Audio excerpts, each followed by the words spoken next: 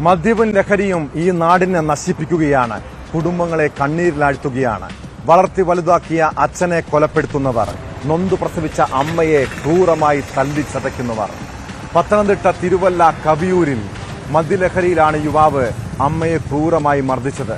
75 വയസ്സുള്ള സരോജിനിയെ മർദ്ദിച്ച കേസിൽ മകൻ സന്തോഷിനെ പോലീസ് അറസ്റ്റ് ചെയ്തു. ഏറെ നാളായി അമ്മയെ മകൻ മർദ്ദിച്ചിരുന്നതായി ബന്ധുക്കളും അയൽവാസികളും പറയുന്നു. ഇതിന്റെ ദൃശ്യങ്ങളും പുറത്തു വന്നിട്ടുണ്ട്.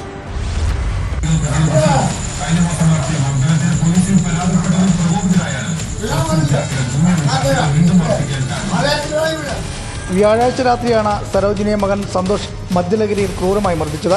സ്ഥിരമായി മദ്യപിക്കാറുള്ള സന്തോഷ് വീട്ടിലെത്തിയാൽ നിരന്തരം വഴക്കും പ്രശ്നങ്ങളും പതിവാണ്. പല ദിവസങ്ങളിലും മദ്യപിച്ചെത്തി ഇയാൾ അമ്മ സരോജിനിയെ മർദ്ദിക്കാറുണ്ടെന്ന് അയൽവാസികൾ പറഞ്ഞു. തടസ്സം പിടിക്കാനെത്തുന്ന അയൽവാസികളെയും ഇയാൾ അസഭ്യം പറയുകയും ആക്രമിക്കുകയും ചെയ്യും. അക്രമം പതിവായതോടെയാണ് അയൽവാസികൾ ദൃശ്യങ്ങൾ പകർത്തി പോലീസിന് കൈമാറിയത്.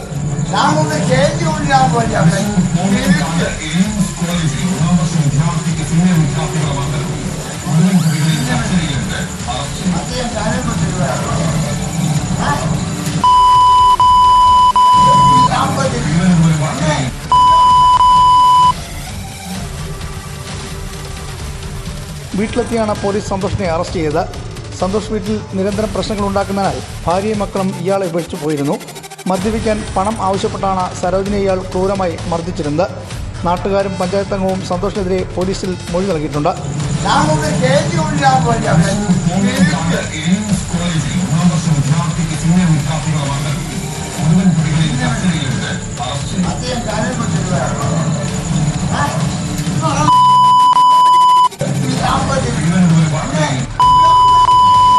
ന്യൂസ് 18 പത്തനംതിട്ട.